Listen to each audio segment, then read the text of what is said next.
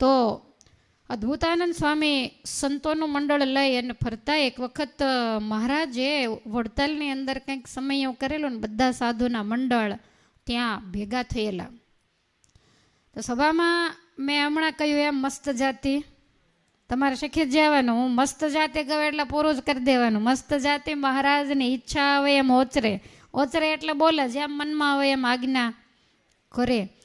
તો મહારાજે વાતમાંથી વાત નીકળતા એવું કીધું કે સાચા સાધુ એને કહેવાય કે જે એકલા ફરે, યુવાન અવસ્થા હોય છતાંય કંચન અને કામિનીમાં ક્યારેય પણ બંધાય નહીં. ગમે એટલું દ્રવ્ય દેનારા મળે, ગમે એટલી સંપત્તિને સાહેબીને રજવાડા દેનારા મળે ને ગમે એવા સારી દીકરીઓ પરણાવનારા મળે, તોય સાચો સાધુ એને કહેવાય ક્યારેય પણ બંધાય નહીં. ત્યારે સભામાંથી સુરવર્મા સુરાખાચર એવું બોલ્યા કે મહારાજ અત્યારે કળિયુગ છે, સતયુગ નથી, એટલે મહારાજ તમારા પ્રતાપે કાંઈ ન થાય, પણ છતાંય સાધુને તમે જોડમાં ફરવાની આજ્ઞા કરી છે, બરોબર છે. એકલા ફરે તો મુશ્કેલીઓ તો ઘણી બધી. આ તો બે હોય તો એકબીજાની હિંમત, એકને લાલચ લાગે તો બીજો કે મહારાજે ના પાડી છે આપણે આમાં બંધાવાય, પણ એકલા હોય તો કાંઈ નક્કી નહીં, એટલે મુશ્કેલી તો ઘણી પડે.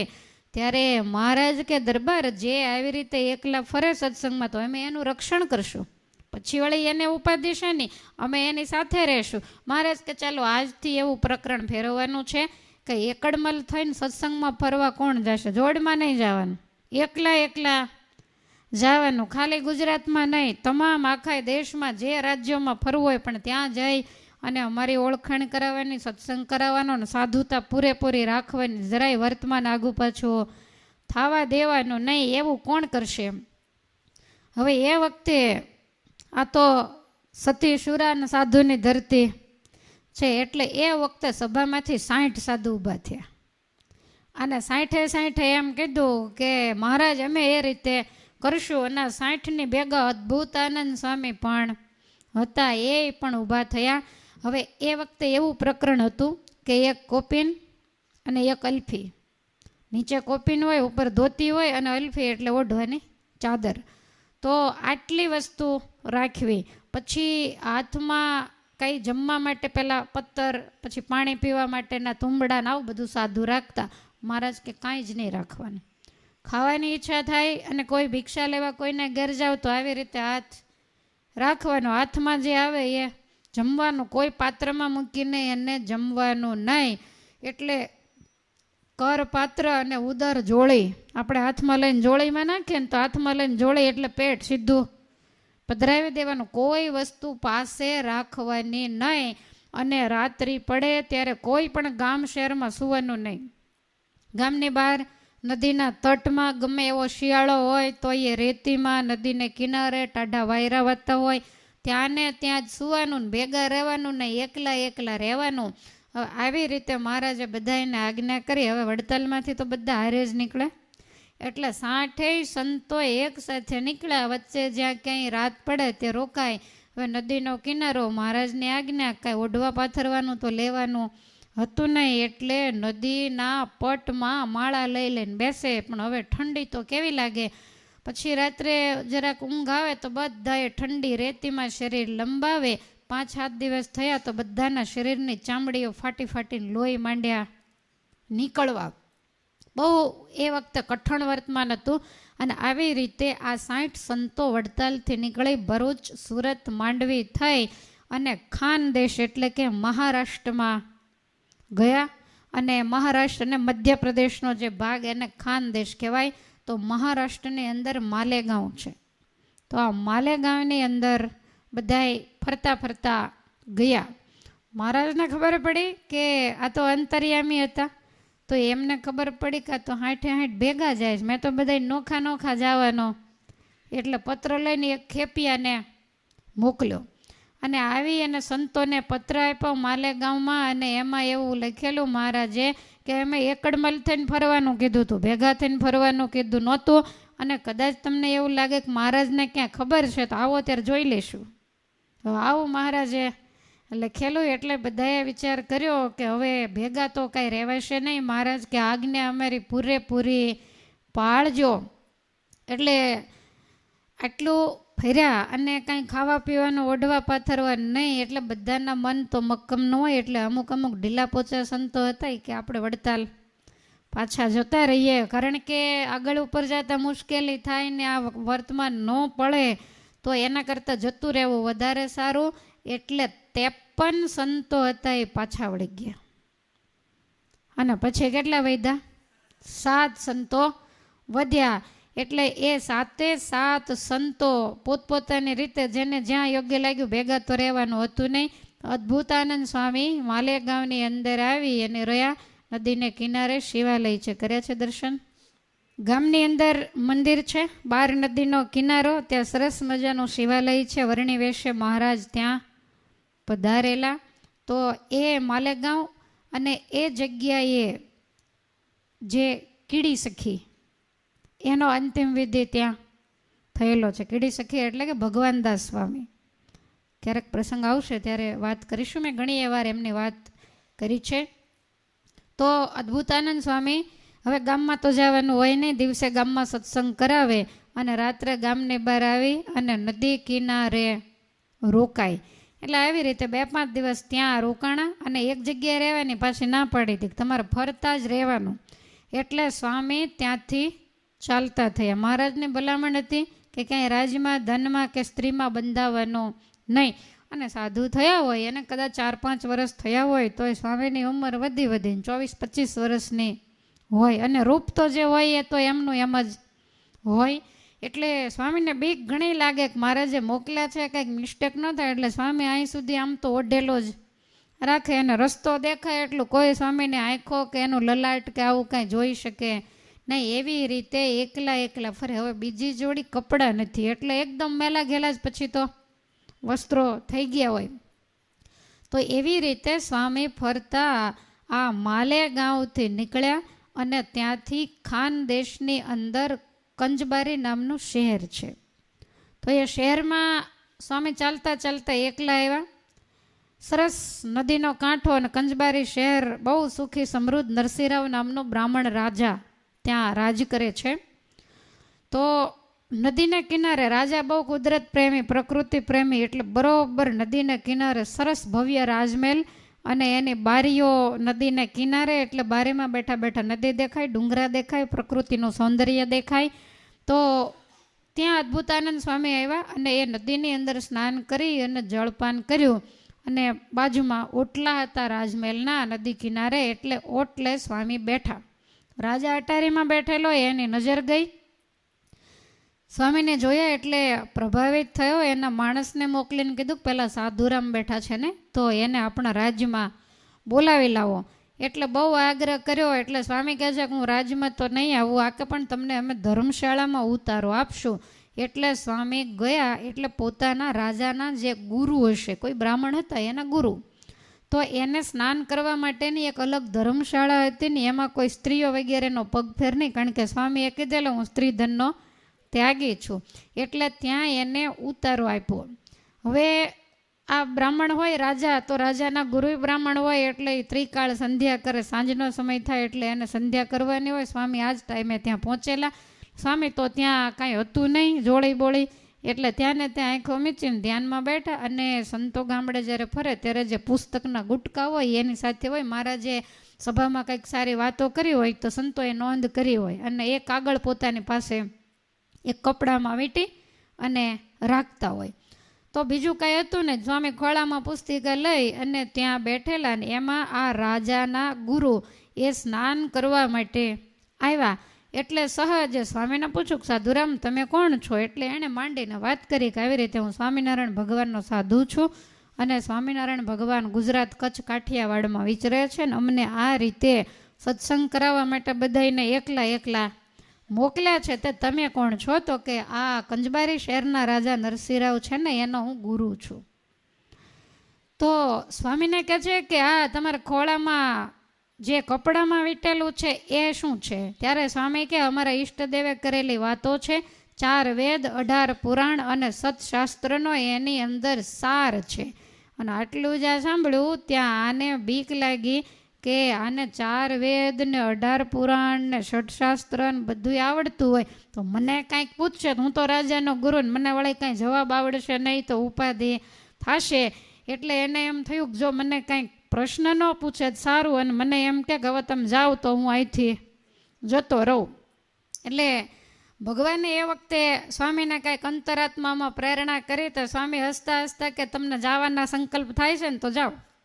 એટલે આને મનમાં એમ થયું કે ઉંમરમાં નાના અને મારા અંતરના સંકલ્પને જાણી ગયા. એટલે અતિ આશ્ચર્ય થયું કે આ તો અંતર્યામી છે. જઈને રાજાને વાત કરી કે એક ગૌમુનિ આવ્યા છે, બહુ ઉંમર નાની છે ને એકદમ રૂપાળા ને ફૂટડા ભગવા વસ્ત્ર તો એવા શરીર ઉપર શોભે છે અને બહુ મોટા વિદ્વાન અને પંડિત છે, 4 વેદને જાણનારા છે અને અંતર્યામી આપણે કંઈક સંકલ્પ કરીએ ને તોય કહી દે. એટલે ત્રિકાળ જ્ઞાની હશે ને આવા ગુરુ તો ગોત્યાય મળે નહીં. માટે તમે એને રાજમાં બોલાવીને સત્કાર કરો ને એની સેવા કરો તો તમારું એમાં કલ્યાણ થશે. એટલે બીજા દિવસે, ત્યારે તો રાત પડી ગઈ હતી, બીજા દિવસે રાજાએ આખી રાજ કચેરી શણગારી કે મારે ત્યાં કોઈ મોટા સાધુ આવે છે. અને સ્વામીને બોલાવ્યા, ખુરશી ઉપર બેસાડીને સ્વામીનું પૂજન કર્યું. જો ભાષા અજાણી, વળી એકલા, અને એ જૂનો જમાનો. એટલે સ્વામીને કીધું ખુરશી માથે બેસો. સ્વામી બેઠા, પછી પૂજા કરી. તે રોકડા 500 રૂપિયાનો તાંસ મૂક્યો આગળ. હવે સ્વામીને તો અડાય નહીં, મહારાજની આજ્ઞા છે. એટલે થાળ મૂક્યો, પછી સાકર અને બીજા જે ફળ ફળાદી હોય એના મોટા મોટા થાળ ભરી ભરીને સ્વામી આગળ મૂક્યા. કપાળમાં ચાંદલો કર્યો, ચાદર ઓઢાડી અને બીજી ઘણી ભેટ આપી. એટલે સ્વામીએ આજુબાજુ જોયું તો રાજાના રાજ્યમાં જે બ્રાહ્મણો બધા હોય, બધા સવારમાં ત્યાં આવેલા દર્શન કરવા સ્વામીના. એટલે રૂપિયાનો તાંસ હતો એ કીધું કે તમે બધા વેચી લો. એટલે એને દઈ દીધો. પછી જે ફળ ફળાદી ના તે એ બધું રાજકુમારો જે કોઈ રાજાની બધા હતા એને બધું આપી દીધું. એટલે રાજા રાજી થઈને કહે છે કે આવા સ્ત્રીધનના ત્યાગી સાધુ આજ સુધીમાં મેં ક્યાંય જોયા નથી. રાજાને બહુ મહિમા વધ્યો. સ્વામીને કહે છે કે જમવાનું, તો કે હું અહીંયા તો તમારે ત્યાં તો નહીં જમો. અરે તમને બ્રાહ્મણ બોલાવીને અલગ રસોઈ અમે કરાવી દઈએ. સ્વામી કહે છે તો કાંઈ વાંધો નહીં, રસોઈ કરાવી દીધી. વળી પાછા ઉતારે ધર્મશાળામાં આવીને સૂતા. બીજી રાત્રિ પડી, સ્વામી તો સૂતા. આ બાજુ રાજાના ગુરુ, બીજા 2-4 ડાયા માણસો એ બધાય ભેગા થઈને વાતો કરે. રાજા કહે છે કે હે ગુરુદેવ, તમને આ સાધુ કેવા લાગ્યા? ત્યારે ગુરુ કહે છે કે આ સાધુ છે ને એ સાધુ નહીં, જેણે ભગવાનનો અવતાર હોય ને એવું મને તો લાગે છે, જેને ધન અને સ્ત્રી બિલકુલ બંધન કરતા નથી.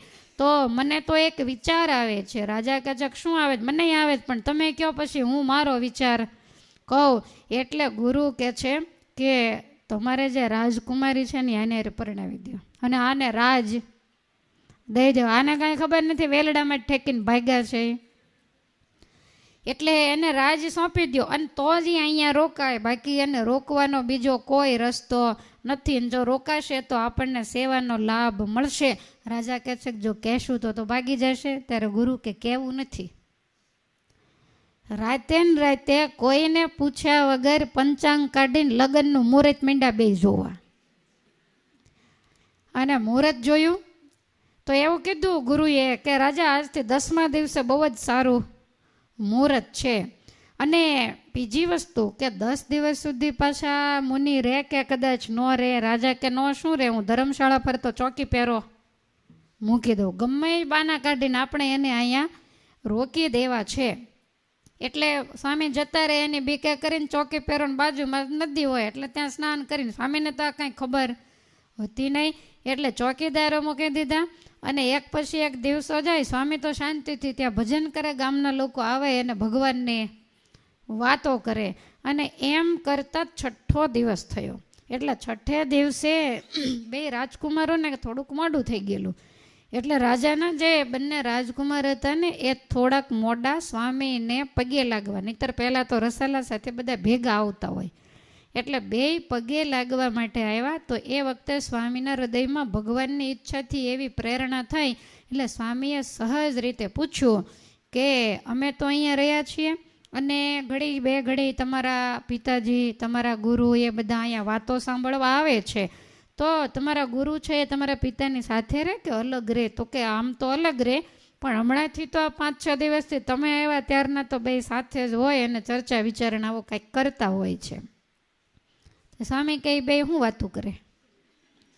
હવે રાજકુમારો બિચારા નાના, એટલે એણે સ્વામીને કહી દીધું કે મારી જે બેન છે ને એની સાથે તમારા લગ્ન નક્કી કર્યા છે. સ્વામી કે દાડે?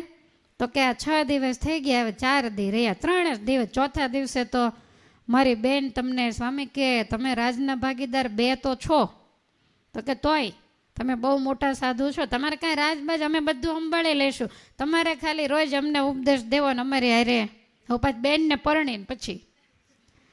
એટલે સ્વામીને એમ થયું કે મહારાજે વડતાલની સભામાં કીધું હતું કે એકલા ફરે ને કંચનને કામિનીમાં બંધાય નહીં, એને જ સાચો સાધુ કહેવાય. માનો ન માનો, આ મહારાજે જ માયા મારી પાછળ કસોટી કરવા માટે મોકલી છે. એટલે સ્વામી તો વહેલા પછી રાતે ઊંઘશે નહીં આવે, દિવસ તો માંડ કાઢ્યો, રાત્રિ પડી એટલે વહેલા 2-3 વાગ્યાના સમયે રહેવાયું નહીં, કાંઈ હતું તો નહીં, પુસ્તકનો ખડીયો બગલમાં નાખી અને સ્વામી નીકળ્યા હતા. ચોકીદારોએ આમ આડે બંદૂકના નાળજા કર્યા કે મને અત્યારે ક્યાં? તો કે મારે નદીએ સ્નાન કરવા રે, હજી 2 વાગ્યા છે, 4 વાગ્યા જાજે, તો કે મારે જંગલ જાવું છે. એમાં તો કાંઈ ના પડાય નહીં. એટલે ચોકીદારો કહે છે કાંઈ વાંધો નહીં, તે 2 ચોકીદારો સાથે ગયા. પછી તો સ્વામીને તો શું કરવું, એટલે સ્વામીએ કહ્યું કે તમે અહીંયા નદીને કિનારે બેસો અને અમે જઈ આવીએ, કાંઈ ત્યાં તો પાછળ અવાય નહીં, તમને આટલી બધી બીક છે નહીં, અમારી આગળ કાંઈ લૂંટાઈ જાય એવા ખજાના કે આવું કાંઈ બીજું છે નહીં. એટલે ચોકીદારોને એમ થયું કે પછી કાંઈ છેક સુધી તો આયરે ન જ જવાય. એટલે કીધું કે બહુ દૂર ન જતા. સ્વામી કે ના, હું અહીંયા જ છું એમ કહીને ચોકીદારોને બેયને બેસાડ્યા. અને સ્વામીએ પછી સીધી મુઠ્ઠીઓ જ વાળી અને દોટ મૂકી, ચોર પાછળ પડ્યા હોય એમ. અને આ ચોકીદારોએ રાહ જોઈ, હવે કોકને વધારે વાર લાગે, કોકને ઓછી વાર લાગે, કંઈ પાછળ એમ જોવાય નહીં. એટલે 1 કલાક, 2 કલાક ને 3 કલાક ગઈ. પહેલાંના મનમાં એમ થયું કે માનો ન માનો આ કોતરોમાં ક્યાંક ગયા, કોઈક વાઘસિંહે ફાડી ખાધા હશે કે શું થયું હશે. એટલે એ લોકો ગયા પાછળ, પણ હવે મોતની બીક તો બધાને હોય. એટલે કીધું કે રાજાને કહેશું તો અત્યારે પાછળ મોકલશે, માટે સવાર સુધી આપણે કહેવું નથી. પછી રાજાને સવારે છેક વાત કરી એટલે રાજાએ તરત જ ઘોડેસવારોને પાછળ મોકલ્યા, ગમે ત્યાંથી એ મુનિને શોધીને તમે લઈ આવો. પછી બધે શોધી અને ઘોડેસવારો પાછા આવ્યા. ત્યારે પેલા એના ગુરુ હતા એ કહે છે કે માનો ન માનો સમર્થ બહુ હતા, આટલા બધા કંઈ એક રાતમાં હાલીને પહોંચે નહીં, પણ અદૃશ્ય થઈ ગયા હોવા જોઈએ. રાજા કહે છે કે એવું બની શકે. હવે આ બાજુ સ્વામીને તો બીક હતી કે કોઈ પાછળ આવશે, રાજા હોય એટલે ઘોડેસવારો આવે ને આટલા દી રહ્યા હતા એટલે ઓળખી જાય. એટલે સ્વામી સાંજના ભાગવા માંડ્યા, દોડવા માંડ્યા. તો એક જ ધારા ક્યાંય પણ અટક્યા વગર ચાલતા નથી, મુઠ્ઠીઓ વાળીને જેટલી શક્તિ, અને 25 વર્ષની ઉંમર એટલે યુવાની હોય, થોડીક તાકાત હોય. અને સ્વામી માંડ્યા દોડવા. હવે દોડતા દોડતા સવાર પડી ગઈ અને રસ્તામાં આગળ જતા કંજબારી શહેરથી અનાજની પોઠો લઈ અને જતા પોઠોવાળા જે હતા એ સ્વામીને હારે થયા. સ્વામીને કે સાધુરામ એટલા બધા દોડો છો કેમ? અને આ શ્વાસ સમાતો નથી. એટલે સ્વામીને એમ થયું કે થોડી વાર, હવે તો સવાર પડી ગઈ છે, થોડોક ધીમો ચાલો. એટલે સ્વામી 1 ગાવ જેટલું એની સાથે ચાલ્યા. પણ આ પોઠોવાળા તો હાવ ધીમે ધીમે ઊંટ ઉપર પોઠો મૂકેલી હોય, એ તો કાંઈ દોડે નહીં. એટલે સ્વામીને એમ થયું ઘોડાવાળાને પહોંચતા વાર નહીં લાગે, મારે આની ભેગું હાલે મેળ આવશે નહીં. એટલે સ્વામીએ એકદમ ઉતાવળી ગતિ પકડી અને સાંજ પડી. હવે નીકળ્યા છે આગલે દિવસે રાત્રે, 1-2 વાગ્યે નીકળ્યા હશે અને બીજે દિવસે સાંજ પડી એટલે કે સંધ્યા સમય થયો ને 7 વાગ્યા. ત્યાં સુધીમાં સ્વામી 40 ગાવ એટલે કે 120 કિલોમીટર ચાલ્યા, દોડ્યા. બંને સ્વામીના પગ સોજીને થાંભલા જેવા થઈ ગયેલા. અને જ્યારે 120 કિલોમીટર ચાલ્યા ને 7 વાગ્યાનો સમય થયો ને ત્યારે એક નગર દેખાણું. તો ધીમે ધીમે સ્વામીને એમ થયું કે હવે પછી ભૂખ તરસનોય કાંઈ વાગતો ન હોય, નાયા ધોયા ન હોય, એટલે સ્વામીના મનમાં એમ થયું કે હવે અહીંયા પોરો ખાવો પડશે, નહીંતર હવે આ શરીર સાથ નહીં આપે. અને હવે આટલું બધું નીકળી ગયા પછી તો કોઈ મારી પાછળ પણ હવે નહીં આવે. આવું વિચારી અને શહેરની નજીક જ્યાં સ્વામી આવ્યા તો આખા શહેર ફરતો ગઢ હતો અને ગઢને 4 દરવાજા. તો જૂના જમાનાના નિયમ પ્રમાણે સંધ્યા સમય થાય એટલે ગઢના દરવાજા બંધ થઈ જાય. પછી દરવાજાની બાજુમાં ક્યારેક એવી મુશ્કેલીનો સમય હોય રાજા રજવાડાઓમાં, ત્યારે નીકળવા માટેની એક ગુપ્ત નાની એવી બારી હતી. સ્વામીને તો આવી કંઈ ખબર નહોતી. એટલે સ્વામીએ જોયું તો દરવાજા બંધ થઈ ગયેલા. હવે સ્વામી જઈ અને દરવાજાની પાસે, અંધારું આછું થઈ ગયેલું એટલે દરવાજાની પાસે બેઠા.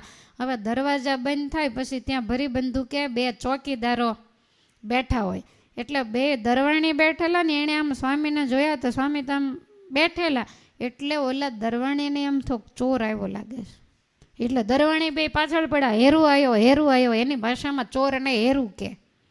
એટલે સ્વામી સમજી ગયા, કારણ કે આ થોડુંક ત્યાં રોકાયેલા એટલે ભાષા સમજાઈ ગયા. સ્વામીને એમ થયું કે આ મને ચોર માને છે એટલે હમણાં મારવા માંડશે તો કાંઈ વાર નહીં લાગે ને એક તો થાકી ગયો છું. એટલે સ્વામી કહે છે કે ભાઈ સાંભળો, હું હેરું નથી, હું વટે માર્ગું છું, ચાલતા ચાલતા હું અહીંયા આવ્યો છું ને હું સાધુ છું. આ મારા ભગવા કપડાં તો તમે જોવો. એટલે તરત છોડી દીધા. હવે દરવાજાની બાજુમાં ગઢની બહાર શિવજીનું નાનું એવું ડેરું, એનું ઓટલો, એ ઓટલા ઉપર સ્વામી બેઠા પણ કાંઈ પલાઠી તો વળતી નથી. પગ એવા આટલું ચાલ્યા પછી સોજી ગયા છે.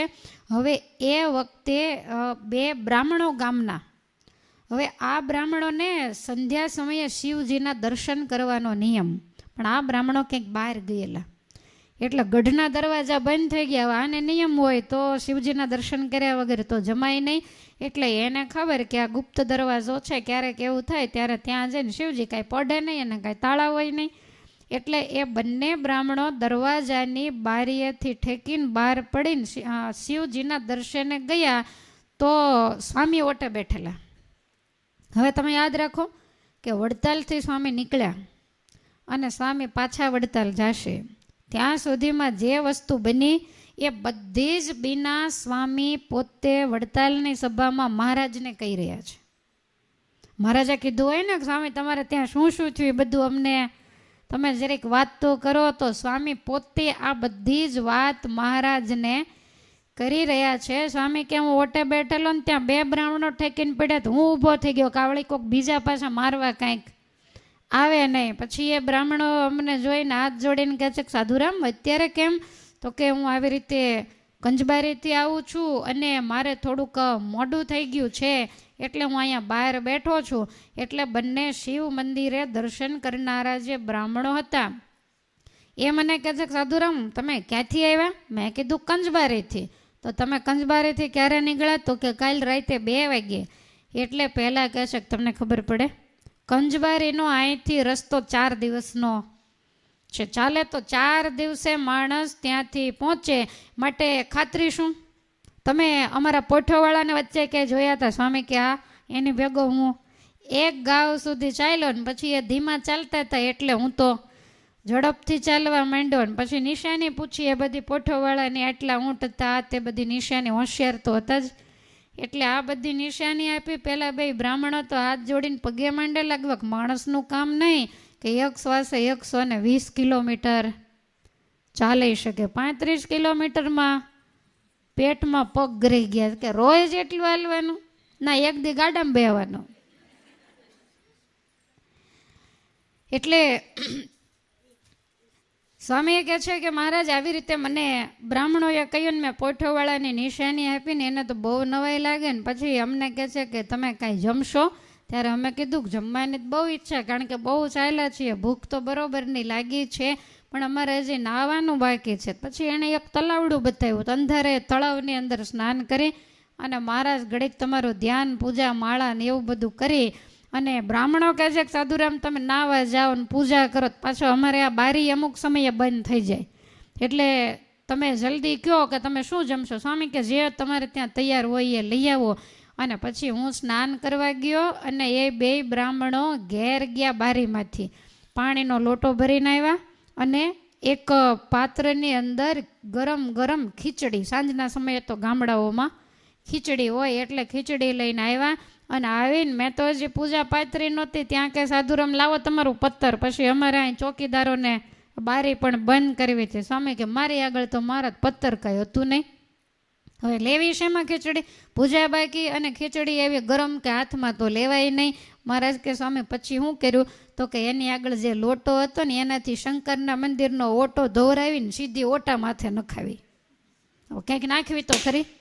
એટલે ઓટા માથે ખીચડી નાખીને પછી એ લોકો તો બે ગયા ને કીધું કે સાધુરામ હવે તળાવમાંથી પાણી પી લેજો. અને પછી મેં પૂજા પાઠ વગેરે કરી અને સીધી ઓટા ઉપરથી લઈને ખીચડી જેના મામાની ખુરશી ધાંગધ્રા ઠાકોરની બાજુમાં પડે અને જે કડો ગામની અંદર 5માં પૂછાય એવું વ્યક્તિત્વ એને આજ ખાવા માટે ઓટા ઉપરથી સીધી ખીચડીઓ ખાવી પડે. આ બધું સ્વામિનારાયણના માટે એણે સહન કર્યું. અને પછી તો ખીચડી જમી અને આમે મહારાજ હું થાકી ગયો હતો એટલે ઓટે ને ઓટે પછી અમે લંબાવ્યું. અને એમ કરતાં સવાર પડ્યું અને બીજા દિવસે પછી મને એમ થયું કે અહીં સુધી આવ્યો છું તો લેને શહેરમાં જઈને કાંઈક થોડીક ભગવાનની પ્રગટ ભગવાન થયા છે આ ધરતી ઉપર સ્વામિનારાયણ નામે કાંઈક વાતો કરું. એટલે પછી હું શહેરમાં ગયો અને ત્યાં 5 દિવસ રોકાઈ અને ઘણા જીવોને તમારા સ્વરૂપને ઓળખાણ કરાવી, તમારા નામનું ભજન કરતા કર્યા. મહારાજ કંઠીઓ વગેરે તો કાંઈ આયરે હોય નહીં, તમે મોકલે એવી રીતે એટલે વર્તમાન ધરાવીને સ્વામિનારાયણ સ્વામિનારાયણ ભજન કરવાનું કહી અને પછી અમે ત્યાંથી હું તો નીકળ્યો અને ફરતો ફરતો વળી ચક્કર મારી અને માલેગાંવ આવ્યો. શહેરના ઉત્તર ભાગે નદી કિનારે શિવ મંદિર ત્યાં વળી પાછો 3 દિવસ રોકાણો અને તમારી જેમ થોડોક સત્સંગ હુકાઈ ગયો તો વળી પાછી સભા કરી અને સત્સંગ તાજો કરાવ્યો. અને પછી ત્યાંથી નીકળ્યો કારણ કે મહારાજની આજ્ઞા હતી બહુ ઝાઝા દિવસ એકના એક ગામમાં રહેવું નહીં. એટલે ત્યાંથી નીકળી અને મહારાજ મહારાષ્ટ્રનો ધુલિયા ગામ જિલ્લો તો ત્યાં ગયો. ત્યાં થોડાક દિવસ સત્સંગ કરાવ્યો અને ત્યાંથી નીકળ્યો તો એ ધુલિયા શહેરની બાજુમાં નાનું એવું ગામ જેનું નામ છે મેથી ગામ. તો આ મેથી ગામે હું આવ્યો, નદીમાં સ્નાન કરીને કિનારે હું બેઠો તો એ વખતે ગામના એક અતીત વૈરાગી ઘરબારી વૈરાગી હતા, એ સ્નાન કરવા માટે આવ્યા. હવે સ્વામી બેઠેલા એટલે સ્વામીને જોયા, જોઈને બહુ ખેંચાણ થયું, બહુ પ્રભાવિત થયા. એટલે સ્વામીને જઈને એવું કીધું કે સાધુરામ કાંઈ જમશો? તો સ્વામી મને ધુલિયામાં મહારાજ કાંઈ જમવાનું તો મળ્યું નહોતું. એટલે મેં કીધું કે હા બ્રાહ્મણે બનાવેલી જો રસોઈ હોય તો અમે જમશું. ત્યારે આ અતિથે એવું કીધું કે અમે કાયમ બ્રાહ્મણ રાખીને એની પાસે રસોઈ કરાવી, ઠાકોરજીને થાળ ધરાવી અને પછી જ અમે જમીએ છીએ. અને પછી મને ખ્યાલ આવ્યો કે અતીત વૈરાગી ગરબારી અને બહુ સુખી સમૃદ્ધ હતો, ખૂબ સેવા દાન પુણ્ય વગેરે કરે. એટલે હા પાડી દીધી કે હા તમે રસોઈ કરાવો એટલે અમે જમવા માટે આવશું. ત્યારે આ વૈરાગીએ કીધું કે બપોરના સમયે તૈયાર થશે ત્યારે અમે તમને બોલાવવા માટે આવશું. એટલે સ્વામી કે પછી અમે તો ત્યાં નદી કિનારે બેસી કોઈ નાવા આવે કોઈ આતે તો બોલાવીને 2 મિનિટ બેસાડીને વળી ભગવાનની વાતો કરીએ. તો આ રીતે સ્વામી અહીંયા સત્સંગ કરાવે અને આ બાજુ બ્રાહ્મણ પાસે સરસ રસોઈ તૈયાર કરાવી. અને આ જે અતીત વૈરાગી હતા એણે એના ગામના 5 ડાયા માણસો હતા એ બધાને બોલાવ્યા અને સમય થયો એટલે સ્વામીને પણ જમવા માટે બોલાવ્યા. રસોઈને થોડીક વાર હશે, સ્વામી બેઠા હોય, માનસી પૂજા કરે, આ તે જમે, પછી કંઈક થોડી ઘણી વાતો કરે. એટલે સ્વામી આંખો બંધ કરી અને માનસી પૂજા કરવા માટે બેઠા. એટલે પેલા જે અતીત હતા એને 2 દીકરીઓ હતી. એટલે ગામના માણસોને કહે છે કે આ સાધુરામની સાથે મારે 2 દીકરીઓ, કારણ કે મારે દીકરો છે નહીં, આ 2 દીકરીઓ છે. મારી હવે ઉંમર થઈ, દીકરીઓ યુવાન થઈ અને ગુણિયલ અમને છોકરો ક્યાં બીજે મળે. અને પાછા સ્વામી સાધુના વેશમાં એટલે એને એમ કંઈ અમારે જેવા જ ગણાય. આવું વિચારી અને સ્વામીને તો ખબર નથી અને આણે આ નક્કી કરી નાખ્યું. 5 માણસો બેઠેલા ને બધા એક બાજુ બેઠા બેઠા વાતચીત કરે. સ્વામી તો મૂર્તિ સંભાળી અને ઓશરીને કોરે બેઠા બેઠા માનસી પૂજા કરે. અને પછી કેવું હોય કે ગૃહસ્થના ઘરે હોય, એકલા હોય, માનસી પૂજા પૂરી થઈ જાય ધ્યાન કરે, જ્યાં સુધી પીરસાય નહીં ત્યાં સુધી એને સામું જોઈને બેહી રહેવાય નહીં. એટલે સ્વામી તો ધ્યાનમાં હતા. અને એ વખતે બાવાજીએ પોતાની 2 દીકરીઓને બોલાવીને કીધું કે આ સાધુ તમને ગમે છે? હવે રૂપવાન ગુણવાન એટલે દીકરીઓ તો કાંઈ ના પડે નહીં. અને દીકરીઓ એવી ટેક લીધેલી કે જેની સાથે લગ્ન કરીએ નહીં અહીંયા ને અહીંયા જોરે અમારે અમારા મા બાપની સેવા કરવી છે તો એવા પુરુષની સાથે લગ્ન કરવા. તો આ તો સાધુ હતા એટલે એને તો ક્યાંય જવાનો પ્રશ્ન હોય નહીં. એટલે દીકરીઓ તો બે બહુ આશ્ચર્ય પામી કે આ અમને તો બહુ ગમે છે. તો જેવી તમારી મરજી. સ્વામીનું રૂપ જોઈ અને બેયને મોહ થયો. માયાવળી મસ્તાની એના વજ્રના ગાળા હાંગો કે હલવાણા, કાંઈક ચીડ્યા ને કાંઈક ફાળા, કાંઈક ભગવાનની ઈચ્છા ને સ્વામીની કસોટી ને આ બધું ભેગું થયું. એટલે એ હતી તે બધા એને કીધું કે મારી દીકરીઓ પરણીને પારકે ઘેર જાય એ મને જરાય ગમતું નથી, માટે એને મારા ઘેર રાખવીને એવા વરની શોધમાં હતો. આજ ભગવાને મારી પ્રાર્થના સાંભળી. સવારે સ્નાન કરવા ગયો ત્યાં સાધુરામ મળી ગયા. એટલે એ 5 આગેવાનોને બોલાવી અને કાગળ લખાવ્યો. અને એ કાગળમાં અતિતે એવું લખ્યું કે આ 60,000 રૂપિયા હું આ મારા જમાઈને આપું છું અને 60,000 રૂપિયા મારી બંને દીકરીઓને દાયજા તરીકે આપું છું. અને બાકી તમામ જે મારી જમીન જાયદાદ ઘર બાર એ બધી જ મિલકત છે એ મારા ગયા પછી આ મારા જમાઈની ગણાય છે. સ્વામી સામે આમ આંગળી ચીંધતો જાય. હવે આવી રીતે અંદર બધું લખાણું અને પછી સ્વામીને આંગળે ચીંધીને બતાવ્યા કે આની સાથે મારે દીકરીઓ પરણાવવાની. હવે ગામનાને તેમ જ હોય, કંઈક વાતચીત તો થઈ ગઈ હોય અને આ પાડી હોય તો જ આ લખાણ કર્યું હોય. પછી હતી તે સાઈન કરી.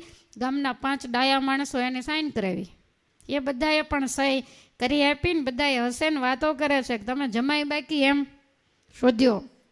હવે આ બાજુ સ્વામીને ખબર નથી શું ચર્ચા થાય, પણ એનો બધી ઝીણી ઝીણી વાતોને સ્વામી સાંભળતા હશે.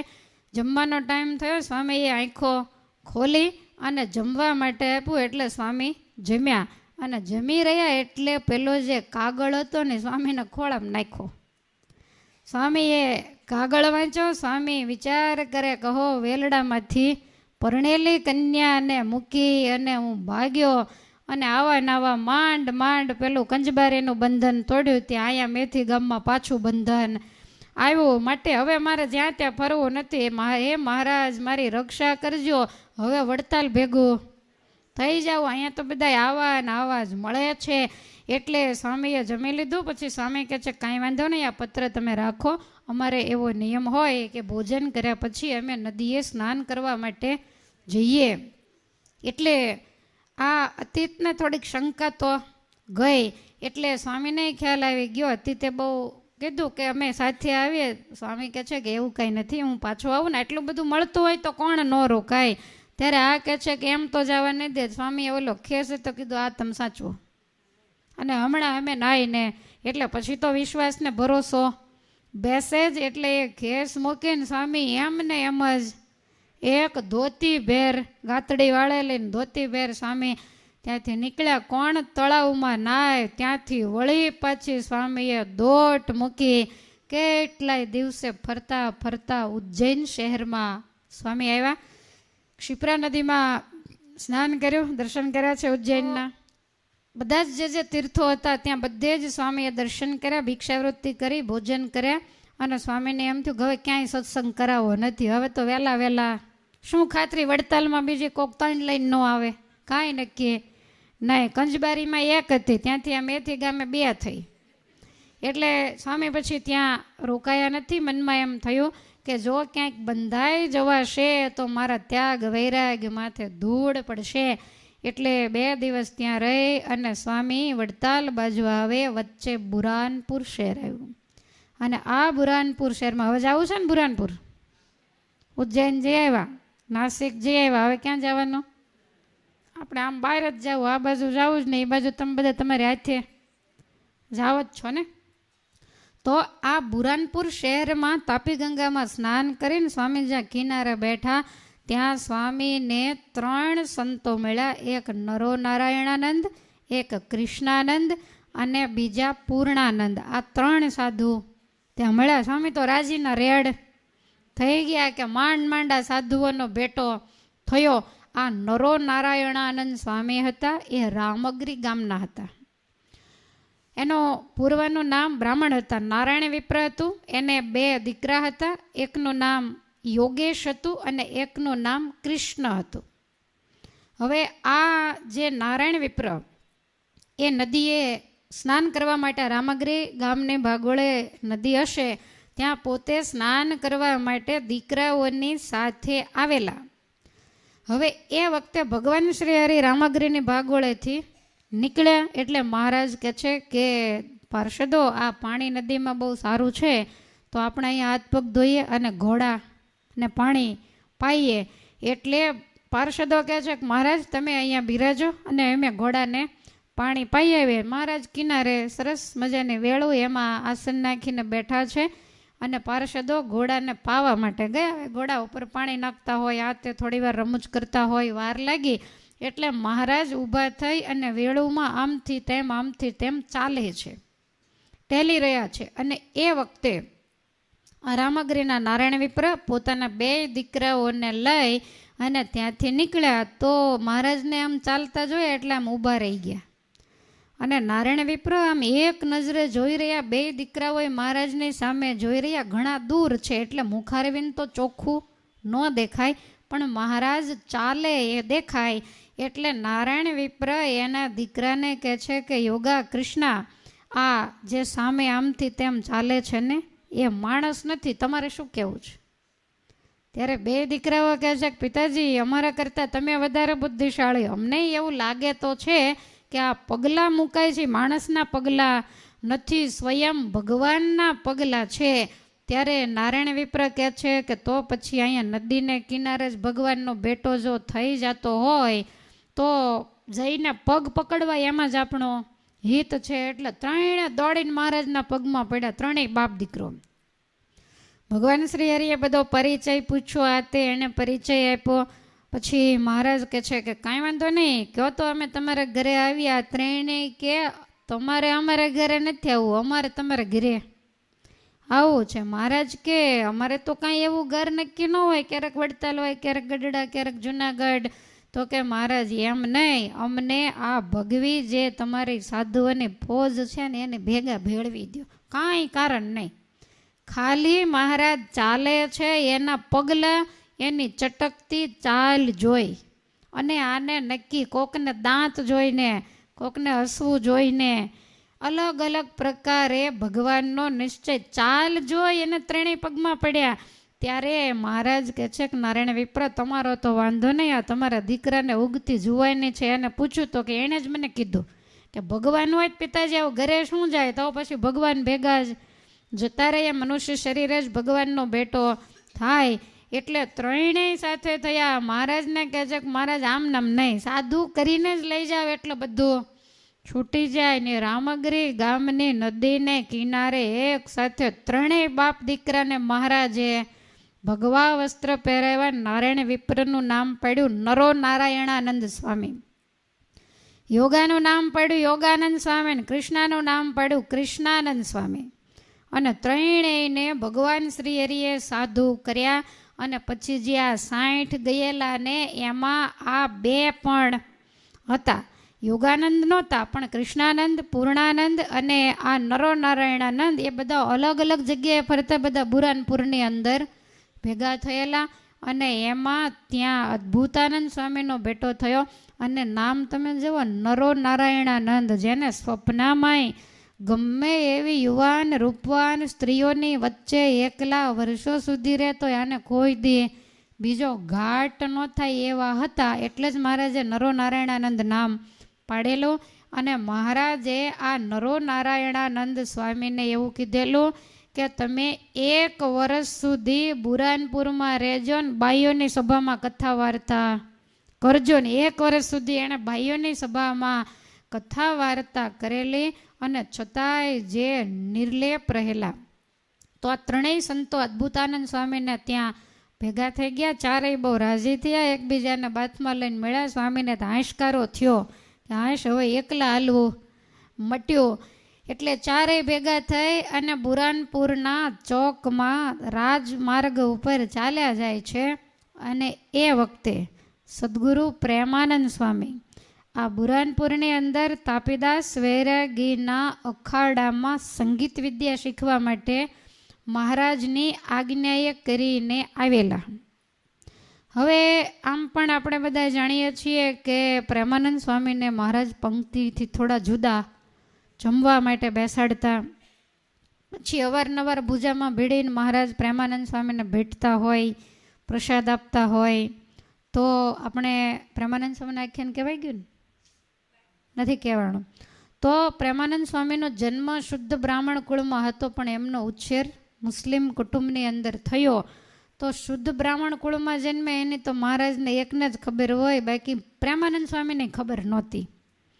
એટલે મુસ્લિમ કુટુંબની અંદર મોટા થયા. એમનું નામ નુરુતાય હતું. બધાને આ વસ્તુની ખબર હતી. મહારાજે એને સાધુ કર્યા.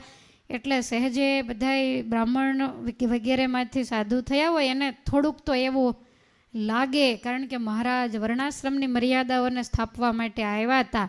એટલે એમને થોડાક અલગ બેસાડે. પછી ક્યારેક મહારાજ બહુ ભૂજામાં ભીડીને બેટે અને મુખમાં પ્રસાદીને એવું બધું આપે, ત્યારે બીજા સંતોને થોડુંક એમ થાય, કારણ કે એને ખબર નથી કે આ પ્રેમાનંદ સ્વામી કોણ. એનોય વાંક તો નહોતો. આજે જેવી રીતે હોય ને કોઈ એવી વ્યક્તિ અહીં બેઠી હોય ને અમે પછી એને બહુ બોલાવીએ અને આમ તેમ કરીએ તો તમને સહેજે એવો સંકલ્પ તો થાય જ, કારણ કે બહુ મહારાજ વર્ણાશ્રમના ધર્મની અંદર બહુ મક્કમ હતા. એટલે બધાને થોડુંક આમ એવું રહેતું. એટલે પ્રેમાનંદ સ્વામીને આમ થોડુંક મન દુઃખ રહેતું, કારણ કે એને ખબર જ નહોતી કે પોતે પણ કોણ છે. એટલે એક વખત મહારાજે એમને કીધેલું, તમને સંગીત વિદ્યા બહુ સારી આવડે, તમે બાળપણમાં વડોદરા જઈને ભણ્યા છો, પણ હજી તમે આગળ ભણો તો 4 ચાંદ લાગી જાય. તો બુરહાનપુરની અંદર સંગીત વિદ્યા બહુ સારી ભણાવાય છે, તો ત્યાં તમે રહેજો. એટલે પ્રેમાનંદ સ્વામી કે મહારાજ હું તો સાધુ, સાધુને તો બુરહાનપુર તો મોટું શહેર, તો એકલા કાંઈ ગૃહસ્થને ઘરે તો રહેવાય નહીં. સ્વામીને કોઈ શિષ્ય હોતા નહીં. એટલે મહારાજ કે ત્યાં તાપીદાસ વૈરાગીનો અખાડો બહુ સારો છે, તાપીદાસ બહુ સારા છે, માટે ત્યાં જઈ અને તમે રહેજો. એટલે સ્વામી ત્યાં ગયેલા. અને તાપીદાસજીના શિષ્યો પણ ખૂબ સારા, સ્વામી પ્રત્યે બહુ દિવ્ય ભાવ રાખે. સંગીત શીખવાડનારા આ તો અક્ષરધામના મુક્ત હતા, એટલે તરત આવડી જાય. અને હોશિયાર વિદ્યાર્થી ઉપર શિક્ષકોને ઢળતો ઢાળો સહેજે હોય, એટલે પ્રેમાનંદ સ્વામી પ્રત્યે બહુ ઢળતો ઢાળો. અને પ્રેમાનંદ સ્વામી બહુ સરસ રીતે સંગીત, સ્વામી 6 મહિનાથી આ બુરાનપુરની અંદર સંગીત શીખતા. હવે હમણાં મેં કીધું એમ માયાબડી મસ્તાની એના વજ્રના ગાળા ભલભલા ગૂંચવાઈ ગયા. તો પ્રેમાનંદ સ્વામી તાપીદાસ વૈરાગીને ત્યાં રાત્રિનો સમય થાય એટલે બધાએ બુરાનપુરની પ્રજા આવે ને સંગીતની મહેફિલ સરસ જામે. અને બહુ સરસ મજાના કીર્તનો મહારાજના જ ગાય, કારણ કે પતિવ્રતાની ભક્તિ પ્રેમાનંદ સ્વામીની હતી. એટલે બહુ સરસ મજાના હિન્દી વગેરે ભાષામાં બનાવી અને સ્વામી કીર્તનો બોલે. અને એવા વિયોગના અને પ્રેમના કીર્તન બોલે. એટલે એ તાપીદાસના અખાડામાં કીર્તન બોલે ને ઠાકોરજી અક્ષરોડીમાં ઊંચા નીચા થાય, પણ આ 2 સિવાય બીજા કોઈને ખબર નહીં. પ્રેમાનંદ સ્વામી કીર્તનમાં એમ કે મહારાજ તમારા વિના રહેવાતું તો નથી, પણ ક્યારેક આ બધું જ્યારે જોઈએ વર્ણાશ્રમ ધર્મ નાતે, ત્યારે એમ થાય કે હું તમારાથી દૂર રહું તો સારું. એટલે મહારાજ એકે વાત થતી નથી. અને પછી એમ કરતાં તાપીદાસ વૈરાગીના બધા શિષ્યો બધા ખૂબ માન સન્માન વગેરે આપે અને બધાય સ્વામીની સાથે આમ બહુ હળી મળીને રહે. એટલે ભગવાનની ઈચ્છા કરીને સ્વામીને એવો વિચાર આવ્યો કે હવે અહીંયા ને અહીંયા રહેવું છે, હવે ક્યાંય જવું નથી. આવો સ્વામીને વિચાર આવ્યો અને સ્વામી ત્યાં રોકાણેલા. અને પછી બધાએ કરતા સંગીતમાં પોતે આગળ ખૂબ માન સન્માન સ્વામીનો વધ્યો. અને એક વખત સ્વામી પછી તો કેવું કે બહુ સન્માન જ્યારે મળે પછી તમે એક વસ્તુ સ્વીકારો તો દુનિયા બીજી આપે, ત્રીજી આપે, ચોથી આપે. આ શું આપે એ કાંઈ નક્કી નહીં. ફૂલના હાર પહેરવા માંડીએ તો બીજા આપો, ત્રીજા આપો, બધા પહેરવા માંડીએ તો સોનાના ન કહું પણ ઇમિટેશનના તો આપો જ. ખ્યાલ આવે છે? એટલે સાધુએ હંમેશા સાધુની મર્યાદા હોય. એટલે પ્રેમાનંદ સ્વામીને એમ થયું કે હવે અહીંયા ને અહીંયા રહેવું છે. ને પછી ધીમે ધીમે કરતાં મહારાજની ઈચ્છાએ કરી અને સન્માન વધ્યું. પછી સ્વામી રાજમાર્ગ ઉપર હાથી ઉપર બેસીને નીકળે. મહાવતો અને બધાય સાથે હોય. બુરાનપુરની બજારમાં ક્યાંય મંદિર હોય તો દેવ દર્શન કરવા માટે પણ ચાલતા ન જાય, પણ હાથી ઉપર બેસીને જાય.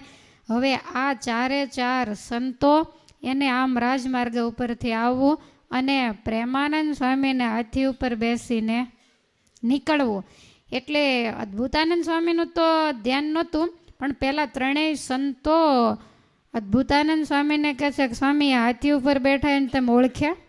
એટલે સ્વામી આમ નજર કરીને કે આ તો પ્રેમ સખી પ્રેમાનંદ સ્વામી છે. પણ પ્રેમાનંદ સ્વામીની આપણી સામે ધ્યાન નહીં ગયું હોય અને કથા કદાચ આપણને એણે ઓળખ્યા નહીં હોય, એટલે સ્વામી તો એમને હાથી ઉપર બેહીને હાલ્યા જાય, કાંઈ આપણી સામે જોતા નથી, બોલતાય નથી. ત્રણેય સંતોએ કીધું અદ્ભુતાનંદ સ્વામી કે એવું નથી, આપણને ઓળખી ગયા પણ શરમ લાગી છે. અને સંગીત વિદ્યા તાપીદાસ વૈરાગીની ખૂબ સાચવણ, એનો હેત પ્રેમ, એમાં પ્રેમ સખી બંધાઈ ગયા છે, એટલે આપણને જય સ્વામિનારાયણ પણ કરી શક્યા નથી. તો આપણે તો કેટલા એના માયાના બંધન તોડાવીને આવ્યા, તો હવે પ્રેમ સખીનું તોડાવી જ નાખીએ. આવો વિચાર કરી અને ચારેય કહે છે પણ જાય કોણ? અદ્ભુતાનંદ સ્વામી કે આપણે જઈએ, કોણ શું વળી, હું જઈશ. હવે રાત્રિનો સમય, અદ્ભુતાનંદ સ્વામી તૈયાર થઈ અને તાપીદાસજીના અખાડે આવ્યા, પ્રેમાનંદ સ્વામીને મળ્યા અને પ્રેમાનંદ સ્વામી સાંભળે. આખી રાત અદ્ભુતાનંદ સ્વામીએ વાતો કરી કે પ્રેમ સખી તમને સાહેબી જેટલી જોઈએ એટલી મળે એવું હતું. આથી તો શું તમારે આખી ગજશાળા ઊભી કરો એવી તમારી સામર્થ્ય હતી, અને અમારે કાંઈ ઓછી સાહેબી તો પૂર્વાશ્રમમાં નહોતી, પણ આપણે કેવા કેવા બંધનો તોડી તોડીને આવ્યા. તમારી માતાએ તમને ના પાડી કે નુરુ તું મારે એકનો એક છો, તો હું તને ફકીર થવા તો નહીં દઉં. અને તે દિવસે તમે તમારી માતાને એવું કીધેલું કે હું તો જઈશ ગિરિધર જોવા રે, મામુને વારીશમાં મારા ઉરમાં છબેલાજીને પ્રોવારે મેણલે મારીશમાં. અને સ્વામી એવું કીધું કે વારીશમાં તને કહું છું રે વહેલું, હું એને માથું જાતા નહીં. મેલો તમારા માતા પિતા કેટલું બધું ડોસાતાય વગેરે રડ્યા, પણ સ્વામી તમે મા બાપના હેતમાં બંધાણા નહીં, તમે અહીંયા અખાડામાં બંધાઈ ગયા. એના શિષ્યો તાપીદાસજીના એના હેતમાં તમે બંધાઈ ગયા. માટે આપણે તો સ્વામી બીજાના બંધનને તોડાવવાના હોય.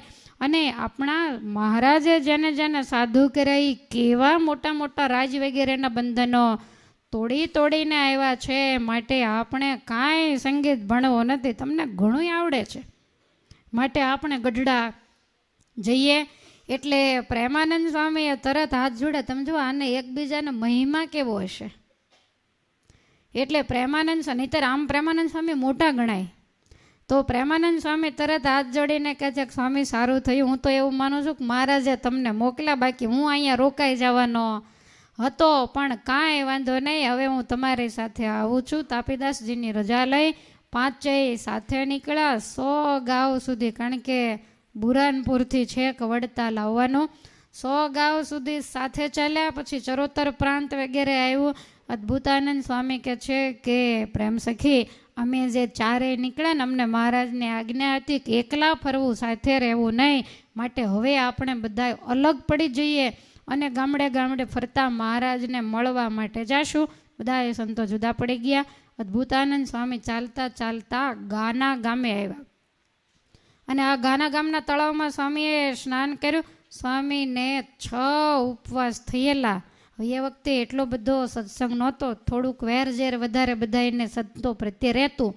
હવે કાંઈ ખાવા મળેલું નહીં. સ્વામી મહારાજને કહે છે કે મહારાજ પછી 6ઠે દિવસે રહેવાનું નહીં, તો ઝાડવા માથેથી કોઠા તોડ્યા. એટલે કોઠાનું ઝાડ હોય ને, એ કોઠા તોડ્યા અને પછી પથ્થરથી તોડીને ખાવાની તૈયારી કરી. પણ મહારાજ હાવ કાચા હતા, તો કાચા કોઠા તો ખોવાય નહીં, પાકેલા હોય તો એમાં જરા ગળ પણ હોય, એટલે ખાઈ ન શક્યો.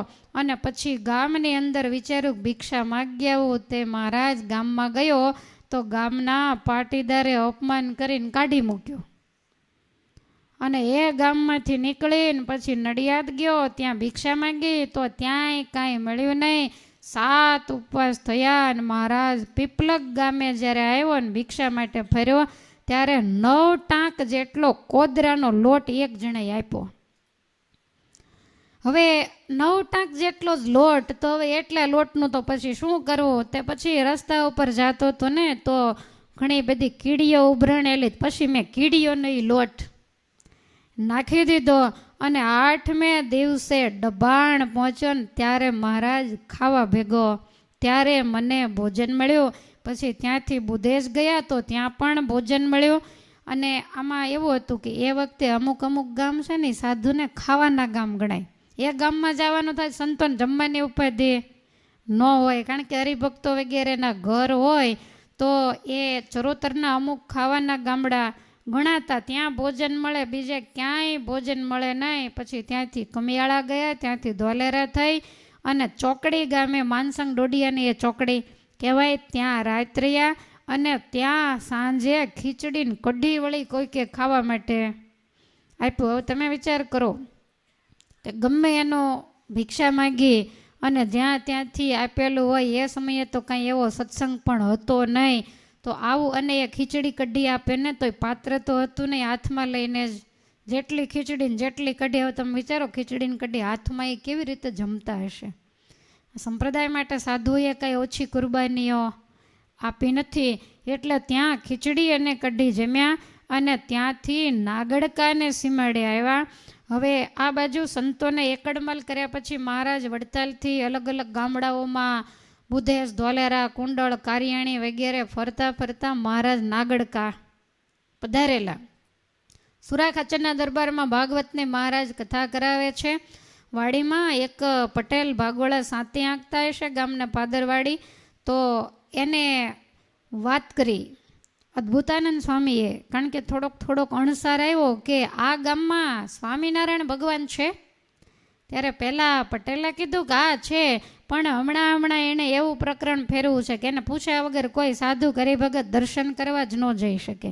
એ એકાંતમાં ભાગવત સાંભળે છે. એટલે મનમાં એમ થયું કે આટલી બધી મહેનત કરી મહારાજને રાજી કર્યા ને વળી પૂછ્યા વગર ન જાય તો પાછા મહારાજ નારાજ થઈ જશે. એટલે પેલા પટેલને કહે છે કે તમે એક કામ કરો ને, તમે પૂછી આવો ને, એવું કહેજો કે તમારા અદ્ભુતાનંદ કરીને એક સાધુ છે ને, તો એ તમારા દર્શન કરવા માટે આવ્યા છે, તો મહારાજ તમે દર્શન દેશો? જો હા પાડો તો આવે, ના પાડો તો વળી પાછા બીજે દેશ ક્યાંક ફરવા માટે જાય. આ રીતે આવીને ખેડૂતે કીધું, ત્યાં તો મહારાજની આંખમાંથી આંસુડાની ધાર થઈ. મહારાજ કે અત્યારે જ મોકલો. અદ્ભુતાનંદ સ્વામી આવે પણ મહારાજથી રહેવાનું નહીં, છાના રહેતા હતા, તોય દોડી અને મહારાજ નાગડકાની ભાગોળે આવીને અદ્ભુતાનંદ સ્વામીને ભુજામાં લઈને ભેટી પડ્યા. મહારાજ લઈ અને સુરા ખાચરના દરબારમાં આવ્યા. મહારાજના થાળમાંથી મહારાજે સ્વામીને પ્રસાદ આપ્યો. ત્યારે અદ્ભુતાનંદ સ્વામી કે મહારાજ આજ અંદરની ને બહારની બધી ભૂખ ભાંગી ગઈ તમારા હાથના કોળિયા જમ્યા પછી. હવે મહારાજ તો તનકી જાણે મનકી જાણે, એટલે ભગવાન શ્રી હરિએ રાત્રિના સમયે સભા ભરી અને મહારાજ કહે છે કે આજ તો અમારે કથા નથી કરવી, આજ તો અમારા અદ્ભુતાનંદજી કથા કરશે. ત્યારે અદ્ભુતાનંદ સ્વામી કે મહારાજ આ બધા નિત્યાનંદ સ્વામી મોટા મોટા બેઠા હોય, હવે મને તો શું આવડે, હું તો શું શાસ્ત્ર ભણ્યો હોઉં કથા કરું. ત્યારે મહારાજ કે સ્વામી શાસ્ત્રોની કથા અમે બહુ સાંભળી, અમારે તમારી સાંભળવી છે. અદ્ભુતાનંદ સ્વામી કે હવે મારી કથા શું? મહારાજ કે અમે તમને વડતાલથી મોકલ્યા, તે દિવસથી આરંભીને આ 6 મહિને તમે અહીંયા આવ્યા ત્યાં સુધીમાં તમે જે કર્યું હોય ને કાંઈ પણ છુપાવ્યા વગર બધી જ વાત આજ તમે સભામાં કરો. અને એ વખતે અદ્ભુતાનંદ સ્વામી આ મેં જે તમને વાત કરી વડતાલથી નીકળાય બધી જ વાત, કારણ કે ત્યાં તો કોણે લખી હોય, કોને ખબર હોય, એ બધી વાત મહારાજને નાગડકાની સભામાં અદ્ભુતાનંદ સ્વામીએ કીધી. મહારાજ સંતોને કહે છે કે સંતો, આ સાધુએ પોતાનું અદ્ભુતાનંદ નામ સાર્થક કર્યું. એટલી કન્યાઓના બંધન, એટલા રૂપિયા, એટલી સોનામરો, એટલા રજવાડા, એટલી મહંતા એને જમીન જાયદાદ દેનારા મળ્યા, પણ આ ક્યાંય બંધાયા નહીં. અને સંતો તમને તો ખબર છે ને, લગ્ન કરીને જાન વળાવતા વેલડામાંથી કૂદી પડેલા મહાપુરુષ છે, તો એને માયાનું બંધન થાય ક્યાંથી? અદ્ભુતાનંદ સ્વામી કે મહારાજ એ તો તમે રક્ષા કરી. મહારાજ કે રક્ષા નહીં, અમે જ આ બધું પરીક્ષા માટે કર્યું હતું, નહીતર કાંઈ પૂછ્યા વગરના લખાણ કરી નાખે કે અમારા જમાઈ છે એમ, અને એવું કરે તો કાયદેસર પગલાં લેવાય ને. પહેલાં એ પણ પૂછ્યા વગર 10મા દિવસે પરણાવવા મુહૂર્ત લઈ લીધું. આ તો ભગવાનની મરજી હોય તો જ થાય, અને સ્વામીને ખબર પડ્યા વગર ન રહે. પણ મહારાજની આ કસોટી હતી એટલે આવું બધું થયું. તો આવી રીતે ભગવાન શ્રી હરિની આગળ વાત કરી. મહારાજ કે અમારા અદ્ભુતાનંદ સ્વામીના દર્શન કરાઈ અમારા દર્શન તુલ્ય છે. કારણ કે ભગવાન એક જ એવા છે કે કંચનને કામિનીમાં ગમે એવી મુશ્કેલીનો સમય આવે તોય બંધાય નહીં. તો આજ અદ્ભુતાનંદ સ્વામી બંધાણા નથી, માટે એ પણ અતિ મહાન છે, ભગવાન જેવા સાધુ છે એમ કહીને વળી પાછા મહારાજ સ્વામીને ભેટ્યા, વાંસો થાબડી અને સ્વામીને ખૂબ સભાની અંદર પ્રશંસા કરી. સ્વામીને કહે છે કે હવે હમણાં તમારે અમારી સાથે જ બધે, કારણ કે 6 મહિનાથી જેને મહારાજના દર્શન નહોતા થયા અને એણે વેલડામાંથી શા માટે કૂદ્યા હતા? કાયમ ભગવાનનું સાનિધ્ય, દર્શન અને સેવા મળે એટલા માટે પોતે કૂદેલા. તો આવી રીતે અદ્ભુતાનંદ સ્વામીએ પોતાની તમામ જે વાત હતી એ કઈ સંભળાવી.